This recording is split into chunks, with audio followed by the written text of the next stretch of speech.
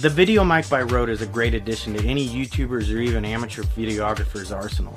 With a 10-year warranty and a really well-built product, Rode has definitely surpassed the needs of somebody with a budget.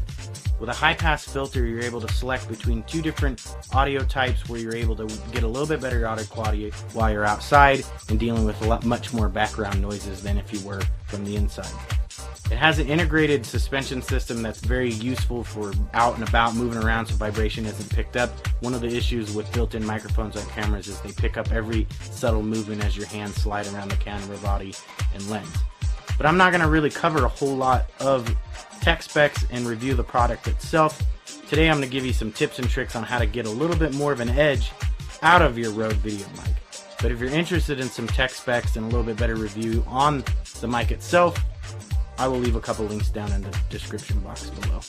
One of the unique things about a shotgun mic, especially when you're outside and trying to work with more than one person or character in your videos, is that you don't always have a lab for each of them, or you have a video audio splitting system. So a shotgun mic works really well for dealing with both of them. I seriously think open carry is just completely ridiculous. Man, shut the f*** up. You got your Rode shotgun mic mounted to your camera and audio sounding good without having to be attached to anything or deal with the onboard microphones that don't work that great on a camera. But you still have the wind going on and it's still kind of not sounding that great, even with that little foam windscreen that comes with the microphone.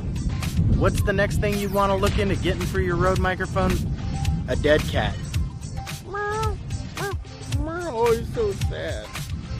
One thing that you have to deal with the microphone is actually positioning it with the hot shoe mount on your camera. Sometimes the VideoMic, and if you have a dead cat on there, the hairs will actually get in the way of your lens. And so one of the unique ways that you can work with this is that it actually has a 3-position plate on the suspension system, so you can actually position the microphone further back or further forward on the camera depending on what position works best for you to help get those dead cat hairs out of your way.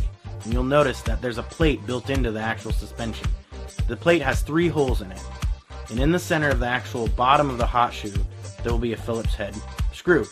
Just basically unscrew that screw and you're going to pull the hot shoe mount away from the suspension system, and you're going to notice it fits kind of tight. There's actually 4 studs that hold that hot shoe mount to the suspension system of the mic. On the suspension system you're going to see basically 3 holes surrounded by holes for those studs to fit in. So you can move it either forward or backwards to maybe get to a little bit more distance between the lens and the end of your microphone, or maybe get the microphone closer to your subject just by a hair to get that extra edge. And then pick the position that you think works best. Tighten the screw back in place, make sure not to cross thread it or over tighten it, and you should be good to go. Another thing that you can do is the dead cat hair is very fluffy and it has a lot of long hair parts on it, and sometimes you just are always going to get them in your shot, especially when you're using a really wide angle lens. So one of the things that you can do is give your dead cat a little bit of a haircut. If you do decide to trim your dead cat, trim the side of the dead cat on the mic closest to the lens.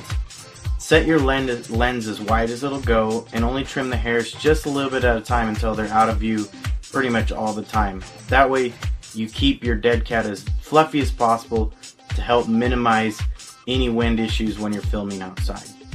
So I hope these tips and tricks on your VideoMic by Rode help you like they've helped me. If you ever have any questions on anything, let me know.